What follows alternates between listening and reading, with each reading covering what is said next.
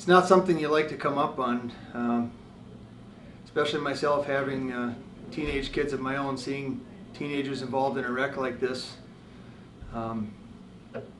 We do the best we can to save what we can, save who we can, and help. But sometimes everything we do just isn't enough.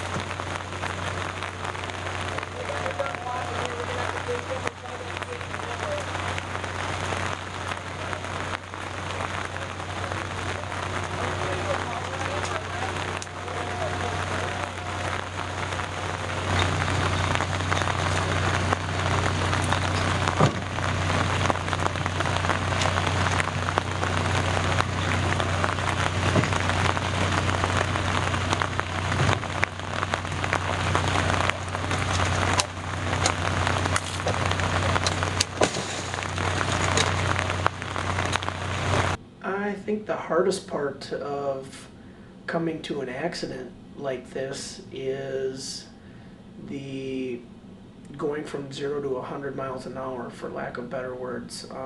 We might be sitting around just finishing up supper or something like this, and then you come across an accident where there's fatalities involved, and it's kind of senseless. I went from eating a meal to covering a teenager with a sheet in about 5 minutes' time. And the people kept coming and checking on me, are you okay? I wasn't okay. My friend was laying on my lap dead.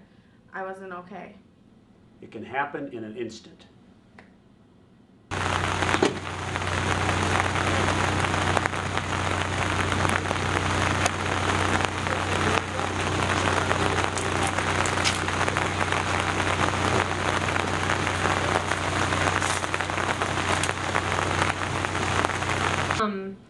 It was hard being left alone in the back of the car after they had taken all the other bodies out that had been injured.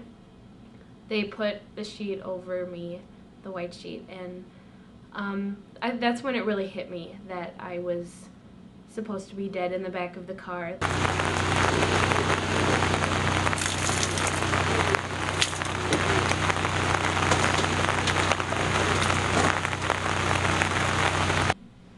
The young woman that was the driver of the car, who had been under the influence of alcohol, who struck and caused this crash that resulted in 2 deaths, her life has changed forever as well. She will first be arrested. She'll then be charged with criminal vehicular homicide, and she could serve anywhere from 4 to 10 years in prison as a result.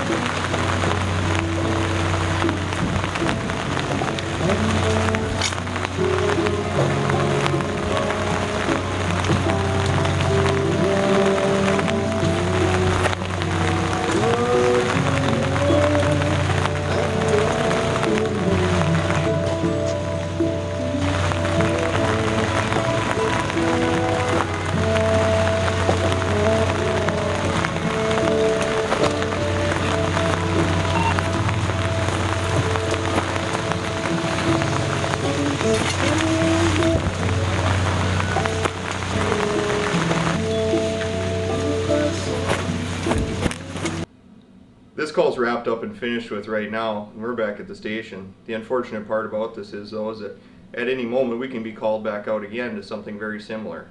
People drive drunk all the time. They don't affect just themselves and the people that they crash into. They affect every single one of the first responders that comes as well.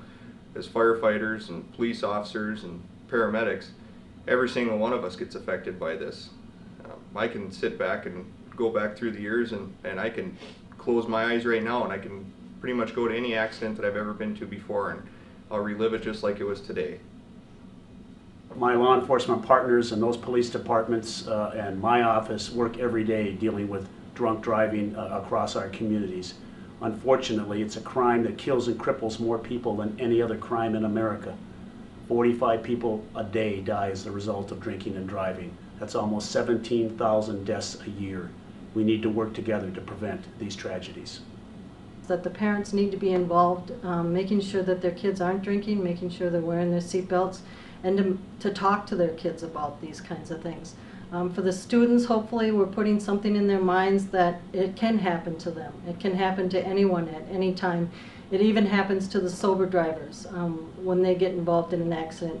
In the sober car tonight, 2 of the kids were injured because they weren't wearing their seatbelt. Whether it's alcohol, texting, voicemail, food, friends, the radio, or just inattentiveness or fatigue, it can happen in an instant. Don't let it happen to you. This is something I'm going to remember the rest of my life. I can't change it at all, but it changed me.